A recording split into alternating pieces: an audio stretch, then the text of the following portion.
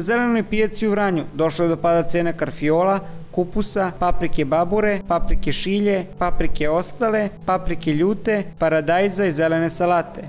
Skuplji su u odnosu na prethodni period krompir i zelje.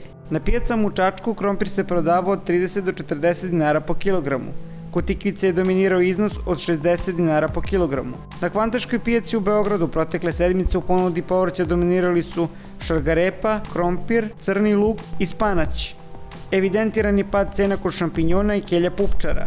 Za razliku od njih, skuplji su bili boranija, karfiol, krastavac salatar, krastavac kornišon, paprika, zeleni paradajz, patlidžan, tikvica i zelena salata.